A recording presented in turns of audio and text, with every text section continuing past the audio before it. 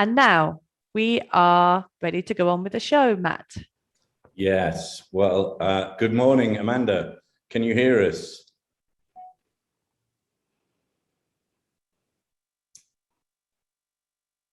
Oh, no audio yet. You can't hear me either. Okay. Slight technical problems. Just bear with us here, folks.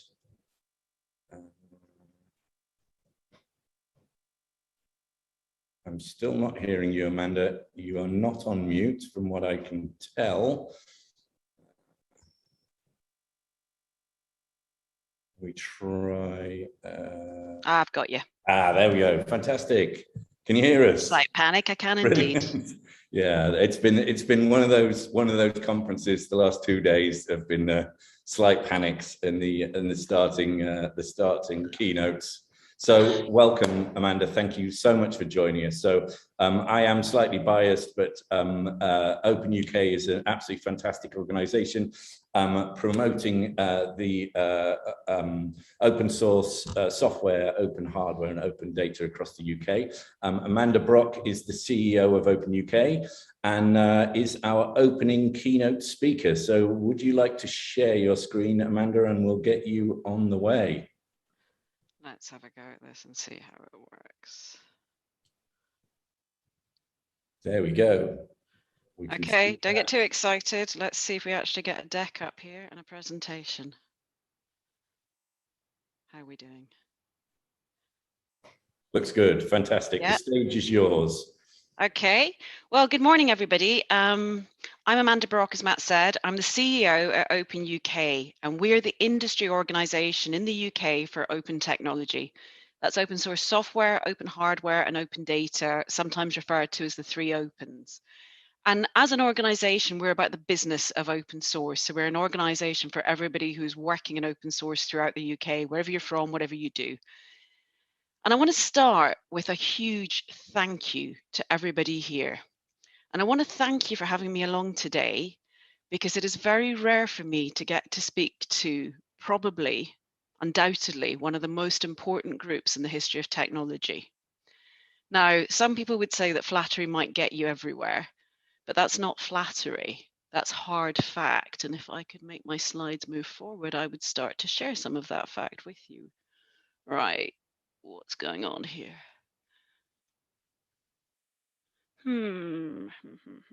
Sorry, guys, just bear with me. Here we go. Let's see if there we go. And we've gone too far. No, we haven't. Right. So the reason I know this is hard fact is that OpenUK started this year for the first time to produce reports. And of course, you know, we're quite logical, analytical people. So we started at the beginning and we went out into the marketplace to see what was already there. And in pulling together phase one, what we did was we brought together the literature that exists across the technology sector about open source. And that was a huge range of different reports. I've put the URL up there. You can go online, you can download it, you can read it. One of the reports we looked at was the CNCF annual report from 2020. And we got them to give us stats cut for the UK in a way that hadn't been done before. And what we were able to see and to prove without a doubt is the importance of your community, the importance of this community to global technology. Because in fact, where you guys sit is the 5th biggest contributor to Kubernetes, to cloud native globally. Now, when I say you guys, when I say everybody here, I mean the Kubernetes community in the UK. That UK community being 5th biggest, think about it. We've got countries like India, China, the US contributing more than us. If we scale up that level of contribution on a per capita basis, you're probably contributing more than any other individuals in the world to this critical software at this stage in technology development. And I don't think that any of us can deny the importance of where Kubernetes is taking the cloud environment and where that's taking business, industry, and increasingly the public sector. So what we're now seeing is sectors like the energy sector looking at how to open up. I'm sitting on an advisory in the UK to the Energy Sector Digitalisation Task Force, and they're working out what software to build their platforms on. It's going to be a no-brainer, right? So we worked with a number of people from your community, and we still are, and we will on an ongoing basis. And I should say that any of you who want to engage with OpenUK, contact details for me are on here. You can also contact hello or admin at openuk.uk, follow us on Twitter, drop us a DM. We're always ready to engage with you. We spoke to somebody who I know you're very familiar with, Matt Barker, and he's one of the people speaking to you guys in the last 2 days. Now, in speaking to all of you, he's one of the leaders. And if you look across the program from the last 2 days of this event, it is incredible. You have a significant proportion of the Kubernetes CNCF world leaders sitting here in the UK. So it's not just about scale of contribution, it's about the leadership that's being shown in this space. And that's what's making you really special. Now, Matt's one of those people you can't say anything bad about, and he's also our entrepreneur in residence at OpenUK. We've worked, as I say, with many people from your community, including Cheryl, who I know has now moved on from CNCF, but who I think is still going to be running her meetups. So we've heard from that community within our reports, and I'd really encourage you to go to them. We've done phases 1 and 2, and we'll have phase 3 on the 13th of October. Year on year, we will produce updates to those reports. If you've got suggestions for organizations we should showcase or how we do it better, come and talk to us. Within the reports, we didn't just look at CNCF, we looked at Red Hat and others, and you can see how important your software, Kubernetes, is viewed. We then worked on the European Commission's statistical empirical survey and outputs, which were published, I think, 2 weeks ago, but shared back in February. So although we published before them, we were able to use their work. And what we saw there was using the European Union's figures, we got to a contribution year on year to GDP as at 2019 of 43.15 billion, up to 43.15 billion. Now look at those numbers. The European Commission before Brexit was saying there were 490,000 contributors, 490,000 developers around Europe contributing to open source. As we Brexited, they reduced that to 260. Now, unsurprisingly, that's not a number they shout about, but we should be. And one of the things that I've seen here in the UK is we're just too shy. How often do you tell someone you're part of one of the biggest movements, one of the most important small groups in technology, in the history of technology to date? I bet you don't. The 230,000 of you who have exited the EU with us on Brexit form a community of developers, but we are only able to calculate on stats 126. So if I was to make that 230, I'd be almost doubling the 43.15 billion that open source is contributing to GDP. And using statistics provided by Tech Nation, they are saying that that is 20 to 40% of the digital economy. Now, I would challenge that we're worth much more than that as an overall open technology community. And I suspect that we're up to about 60%. I haven't put in, and I probably should have, some stats from phase 2. And I'm going to encourage you to go off and look at that, look at our website. You'll see there, I think it was I'm terrible with numbers. I think it's 97% who are using open source and 89% who are running it from that first survey. And again, I'd encourage you to engage with us. We will run that survey again in Q2 next year. Now, if I take a slight step back, OpenUK, I said, it's the industry organization for the business of open technology. Open source software, open hardware, and open data. Now, we rebranded into this new, very, I think it's distinctive and sort of modern logo earlier this year. I joined in 2019, and I was given a remit that I could shape an organization that would be the future-looking geographical organization for open technology, open source. We brought in the 3 opens straight away. But we've also shifted, and I keep banging on about being the organization for the business of open source. The other organizations like us across the globe represent the local companies. They represent the SMEs. Now, we also do. They are a constituent part of what we do, but they're not the only part. Many of our UK constituency work for international companies. They work for non-technology companies. Some work in open source, some work in mainstream tech. All of you are welcome to participate in OpenUK. And again, we have shifted. We started with a purpose that was very focused on the UK. Unsurprising, January 2020, we were trying to find our way. This July, we have reconfigured that purpose with Matt and the other board members, and he is biased. we've reconfigured that purpose to have a more international and more realistic reflection of what we actually do. And we're developing UK leadership with and in global collaboration and open technology. We've joined all the major organizations that we're aware of. We put people forward to sit on their committees and boards. If you're interested in doing any of that on behalf of OpenUK, we'd love to hear from you. Jen Ashley is our partnership director, and she, a volunteer, is pulling together people who sit on those and doing reporting and things with them. And Matt rears his ugly head again, if you don't mind me saying, in the back of this photo. This is our one and only physical attendance at a conference as OpenUK under my remit. Who knew? I had 20 conferences booked last January. Anyway, this is us at FOSDEM, and it was a really important FOSDEM. It was our first as OpenUK in this guise, and we did a tea and biscuits with the Brits giveaway. We wanted to engage with people across Europe as we were Brexiting, and I mean as we were Brexiting. That stand on the right is on the 1st of February 2020. If you look left, you'll see Cheryl, myself, Jonathan Riddle, who's our awards chair, and Kavita Kapoor, who is our chief learning officer, outside the commission.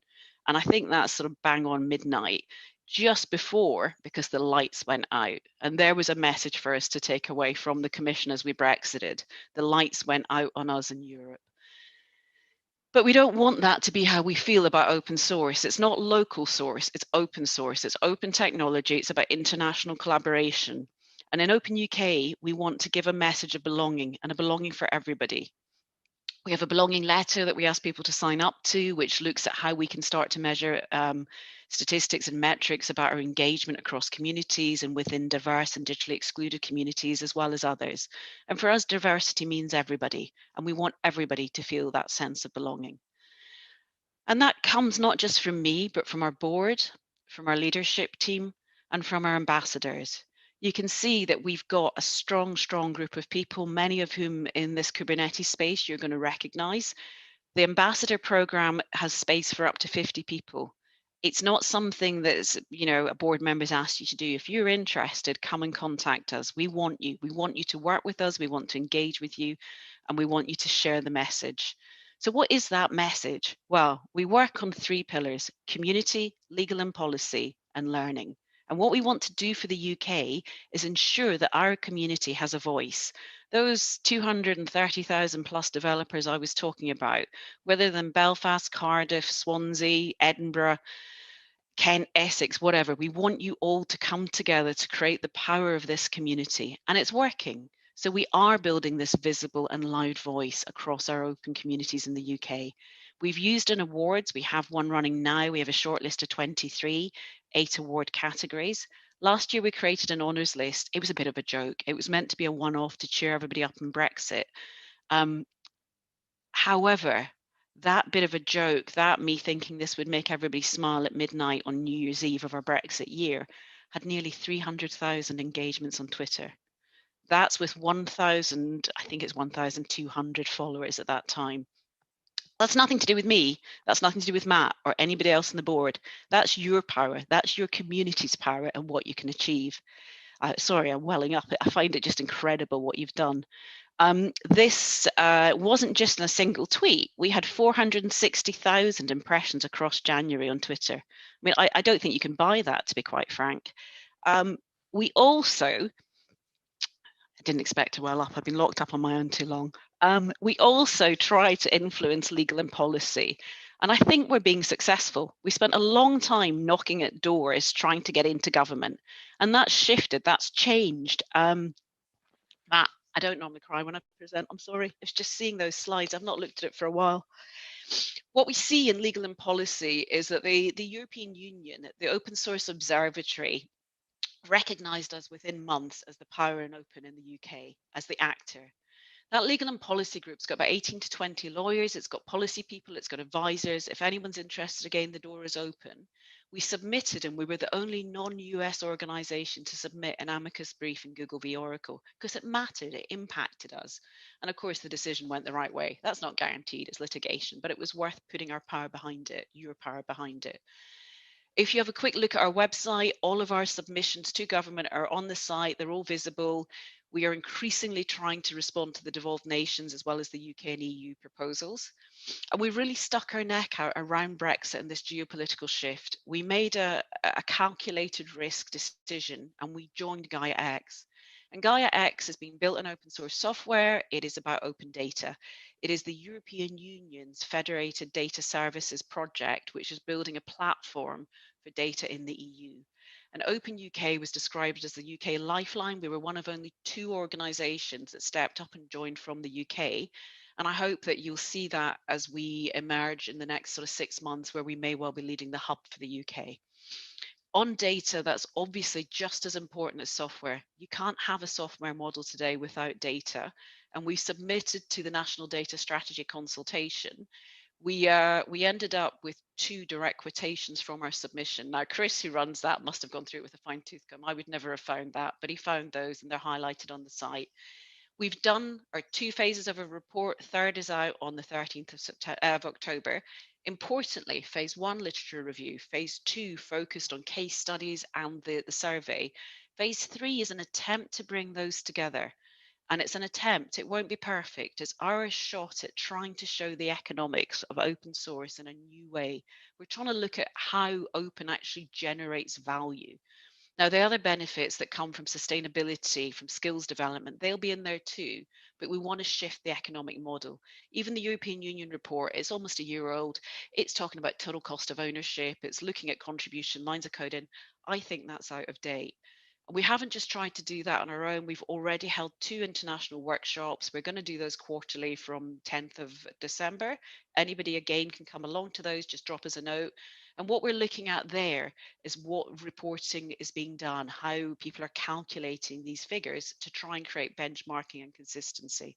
Again, I'm really happy to share stats with you. This is the MUV, which has how the comms and press measure your success in communications. You'll see that over the 2 reports, we've got about 150 million. That does not mean clicks, sadly. That means that those publications get that traction. I touched on sustainability and I'm conscious of time and I will get you back here by 10:30. I'll get you over the line, but we're going to go fast. We are building a blueprint for the carbon negative data center of the future. We'll be sharing that at COP26. I don't have a better image, but this is a CAD drawing of the site we will have at COP26.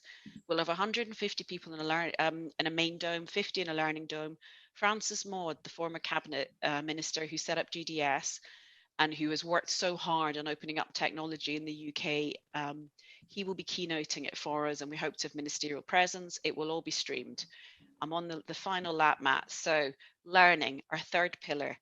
You can go back to this deck. I'll share it. Last year, we started with a competition. Pandemic hit us and we pivoted and we created a course for the kids in the competition. It escalated. It was really, really well received. So we shared it as a summer camp and we gave away over 3,000 of these glove kits.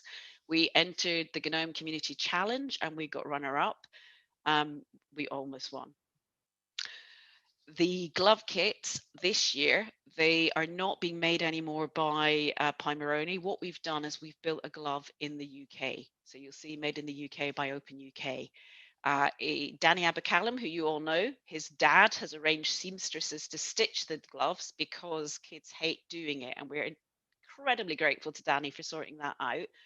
But also we've pulled together 5,000 of these gloves that we're currently giving away. 3,200 are without microbits, so kids who already have a microbit can use them. 1,200 are for digitally excluded kids. If you would like a glove, go online, openuk.uk/openkidscamp. You can have a free glove for a child. They need to have a microbit. If they don't have one at home, which they likely will, they'll get one from a library. We will be giving them everything else they need. If they're from a digitally excluded community, please go through community leaders to ashley.monagle@openuk.uk. Email address is on the website and you can have one. Very, very quick wrap up. I see, in addition to our 3 pillars, sustainability, security, and OSPOs to be really important in the future of open source, and we're working on those. We've brought together a group looking at sustainability led by Christian Perino, who's ex-Canonical but also spent many years working in sustainability. We have a strategy and policy, all Creative Commons, help yourself. We have brought the lovely Matt Barker, who I've known since he was a lad, in as our entrepreneur in residence. You know Matt, early stage Kubernetes founder. Importantly, and this may be of interest to some of you, as well as the Future Founders work, you'll see a report next week, short, simple report on the state of open in the UK from a founder's perspective. We will be running training from end of this month, beginning of October, free to attend, 10 sessions, looking at things like product development, commercialization of open. Anybody can come along, they'll be recorded, we will share them across communities so that incubators, etc., have them. But importantly, there'll be a form to fill out if you want to apply for the program, and the program will include mentoring. We'll have mentoring, we'll have a business surgery for your startup, and Matt will be selecting the 10 to 15 organizations that can have that. And then there's me. I'm not going to tell you much about myself. Have a look at LinkedIn if you want to connect with me. I spoke at 100 of these gigs last year. This is something about our press in year 1 and year 2. We went from 229 million MUV to 2.79 billion by July. So they're taking notice of us. And finally, I have a book that will be coming out with my name on the front. I'm the editor. It is the only time I will be the editor ever. It's a horrendous experience, not one I would recommend, but the book will be open access, and it's something that you will be able to use probably from January, February, free of charge. So we will be pushing that out with all the legal and policy information for open source. And that's me. I think I'm a minute late. I'm sorry. No, you're fine. That was fantastic, Amanda. Thank you so much for doing that. I think the emotion there just reinforces, you know, how dedicated you are to this task and to all the communities that we support. We've really tried to hold a message, you know, throughout this conference that, you know, community is the thing that really changes the outcomes of technology-based things. And, you know, I think your talk really made that point very strongly as well. Thanks, Matt. I honestly don't normally cry when I'm presenting. So that's the first time I've seen you cry. Oh dear. Well, look, thank you very much for having me. If anybody wants to follow up, please do. And it's really great to see you all getting together. Yeah, and we should say there's lots of opportunities to get involved in OpenUK as a volunteer.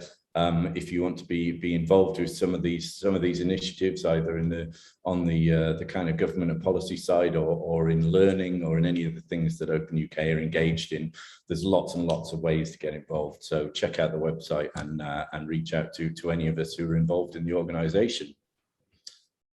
Brilliant. Right, Paula. Fantastic. That was. I was also like, but I heard Amanda kind of welling up. That was quite emotional. So thank you. That was fantastic.